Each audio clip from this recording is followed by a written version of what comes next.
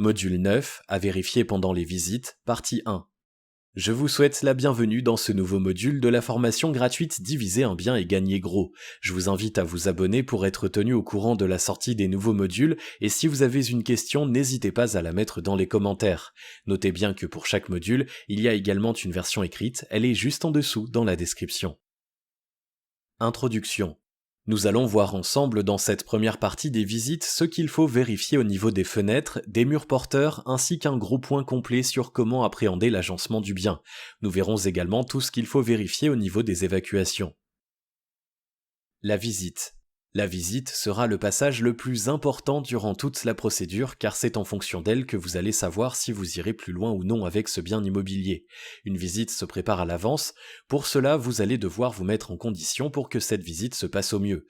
Vous avez déjà visualisé le bien au niveau géographique via Google Maps, désormais vous allez devoir visualiser l'environnement en réel. Arrivez une trentaine de minutes avant le début du rendez-vous et baladez-vous autour du bien. Écoutez ce qui se passe autour du bien, regardez l'environnement autour, faites attention aux moindres détails. Lorsque vous allez faire une visite pour diviser un bien, sachant qu'il y a plus de points à regarder que pour un achat classique, prenez l'habitude d'emmener un plan.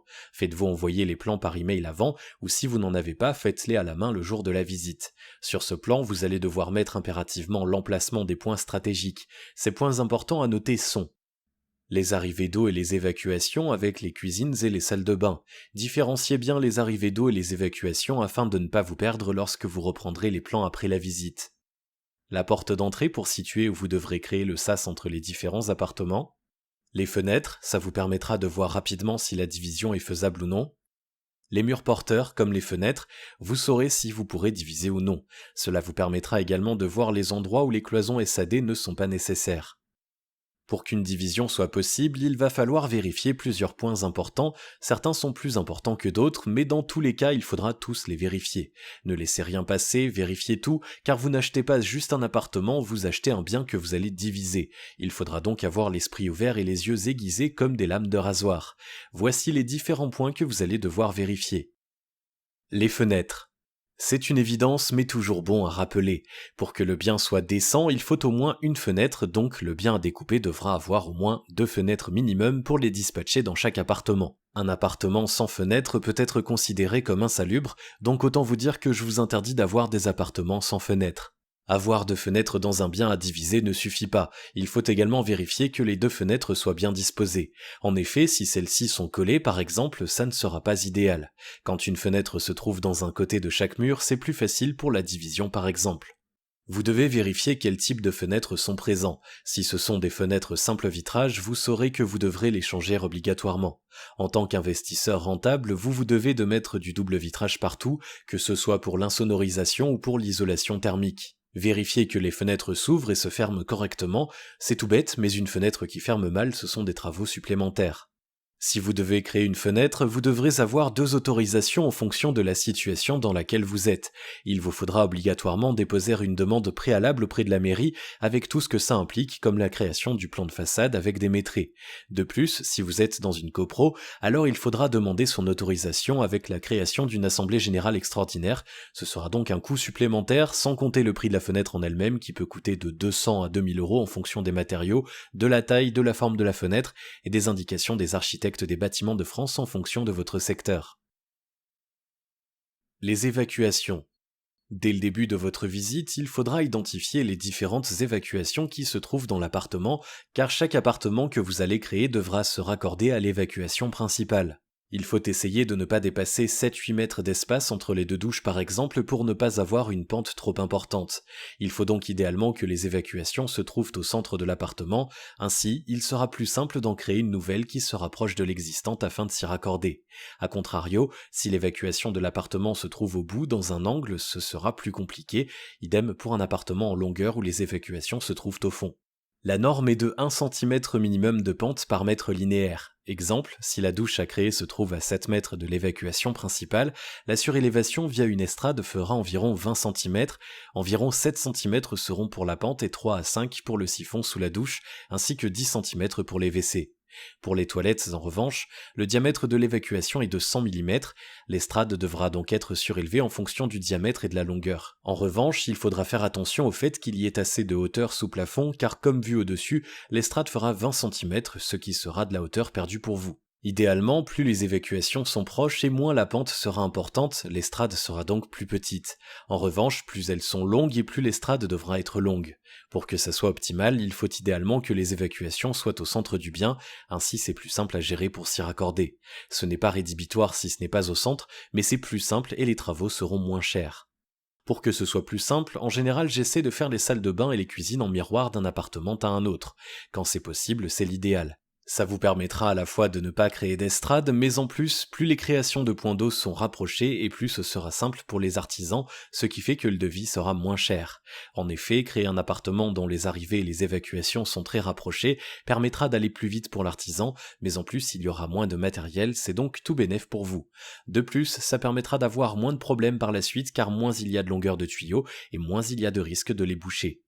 Il est également possible de faire passer les évacuations par les cloisons. Ainsi, il faudra faire une estrade juste pour la salle de bain afin de partir du plus haut possible. Ensuite, la pente se fera derrière le placo. C'est à voir en fonction de l'agencement du bien car ce n'est pas toujours possible. C'est rare de pouvoir traverser l'appartement juste grâce aux cloisons. Si c'est possible, faites-le, ce sera plus simple et moins coûteux pour vous. C'est très pratique et c'est surtout faisable lorsque vous replaquez tout ou lorsque vous créez des cloisons aux endroits où l'on pourra faire passer les évacuations. Ça permettra également de cacher les tuyaux d'évacuation dans les cloisons, ce n'est pas toujours esthétique, donc autant en profiter pour les cacher. Lors de la visite, parmi les détails importants, il faut bien penser à demander s'il y a le tout à l'égout, car avoir sa propre fosse septique, c'est un nid à problème entre l'entretien, le vidage, etc. Et puisque vous allez diviser votre bien, il y aura encore plus d'eaux usées, donc une fosse septique qui va se remplir encore plus vite. Personnellement, je ne prends que des biens dotés du tout à l'égout. De plus, une fosse septique, c'est un coût non négligeable, c'est plusieurs centaines d'euros par an pour la vider. Alors autant avoir le tout à l'égout. Pour information, on trouve principalement des fosses septiques dans les petits villages, où le tout à l'égout n'existe pas, mais il est également possible de voir des immeubles dans des villes encore en fosse septique. En effet, c'est possible pour des immeubles ayant plusieurs centaines d'années. Les murs porteurs. Avec les fenêtres, les murs porteurs sont les éléments déterminants pour savoir si un bien peut être divisé ou non. Le plus simple, c'est qu'il n'y ait aucun mur porteur dans l'appartement, que de la cloison ou de la briquette afin de ne pas avoir de soucis avec ce genre de mur. Vérifier les murs porteurs, ce n'est pas évident de les voir au premier coup d'œil, certains étant cachés par du placo par exemple. Si le mur porteur n'est pas doublé avec du placo, ce sera très simple, il suffit de taper dessus. Si c'est très dur et qu'il n'y a pas de bruit, alors c'est un mur porteur. Dans tous les cas, il faut demander des plans et vérifier avec un artisan afin qu'il puisse vérifier en présentiel où se trouvent exactement les murs porteurs, car certains peuvent être bien cachés. L'artisan plaquiste peintre saura trouver les murs porteurs facilement en fonction de la disposition du bien. Il faut également regarder quel type de mur porteur est présent. Vous pourrez ainsi trouver des murs porteurs en pierre, en béton et ou en briquette. Les murs porteurs en pierre font en général plusieurs dizaines de centimètres, donc il n'est pas nécessaire de doubler par-dessus, alors que la briquette et le béton sont moins isolants. Un doublage en placo plus laine de verre sera peut-être nécessaire, ce sera donc de l'espace de perdu. Si un mur porteur est en plein milieu de l'appartement et que ça rend la division impossible, alors il ne faut pas tenter d'aller plus loin. En effet, pour casser ou ouvrir un mur porteur, il faudra 2 autorisations en fonction de la situation dans laquelle vous êtes. Dans un premier temps, il faudra déposer un permis de construire, ce qui est assez lourd administrativement, mais en plus il faudra l'autorisation de la copro via une assemblée générale extraordinaire, et la plupart du temps la copropriété refuse car ce sont des travaux qui font peur. À tout cela, il faudra ajouter le coût des travaux. Pour ouvrir un mur porteur, c'est minimum 1000 euros. L'agencement du bien.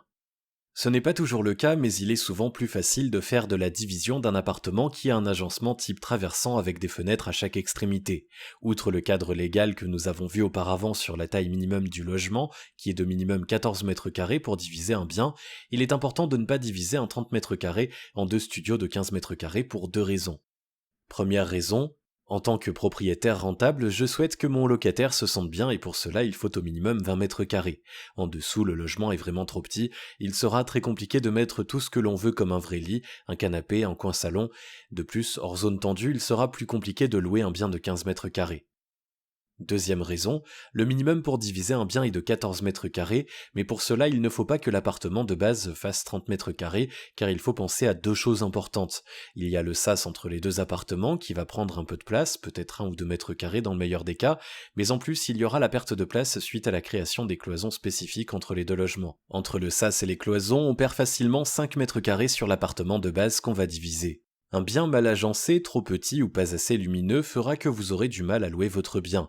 Ne soyez pas trop gourmand. Dans mon dernier investissement de 21 logements, j'aurais pu en créer 26, mais les studios auraient été trop petits et auraient sûrement provoqué de la vacance locative. Faites un logement comme s'il était pour vous afin que les autres puissent s'y sentir bien. La hauteur sous plafond sera également importante si vous devez créer une estrade pour créer des évacuations, elle prendra facilement 20 cm comme nous l'avons vu plus haut. De plus, vous devrez également créer un faux plafond pour isoler le bien, mais également pour passer l'électricité. Vous perdrez également environ 20 à 30 cm. Prenez en compte une perte globale de 50 cm de hauteur, il faut donc avoir une hauteur sous plafond d'au moins 3 mètres. Après, notez que l'estrade ne sera pas à faire dans tout l'appartement, mais juste à l'endroit pour faire passer l'estrade. Au niveau de la disposition, le mieux est de tout mettre à côté en effet miroir. Exemple, vous mettez la salle de bain et la cuisine de l'appartement à côté, puis pour l'autre appartement, il faudrait que ce soit collé en effet miroir, afin de tout regrouper dans un plus petit périmètre et de se repiquer dans l'évacuation existante. Par contre, les arrivées d'eau peuvent être mises dans le doublage en placo, cela ne pose pas de problème car il n'y a pas de pente à avoir. Lorsque vous allez entrer dans l'appartement, pensez que l'agencement actuel est primordial. C'est via l'agencement de base que vous allez déduire si la division est possible. L'endroit où vous allez pouvoir créer le sas est un point important. Le mieux est de créer un sas d'1 ou 2 mètres carrés pour perdre le minimum de place possible. Chaque mètre carré vous coûte de l'argent, le sas est une perte sèche, c'est pourquoi il faut se rattraper avec le reste du bien.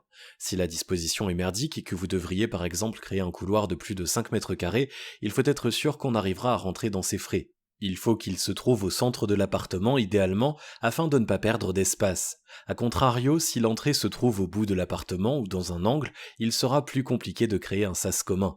Il y aura par exemple un couloir de plusieurs mètres carrés à faire et c'est une perte sèche. Repérez rapidement les cuisines et les salles de bain pour voir s'il est possible d'en créer une version miroir. Plus les éléments d'évacuation et arrivée d'eau seront proches des existantes et plus ce sera pratique pour vous, mais également pour vos artisans qui auront moins de travail. Ce module de la formation est désormais terminé, je vous invite à vous abonner pour être tenu au courant de la sortie des nouveaux modules, et si vous avez une question, n'hésitez pas à la mettre dans les commentaires.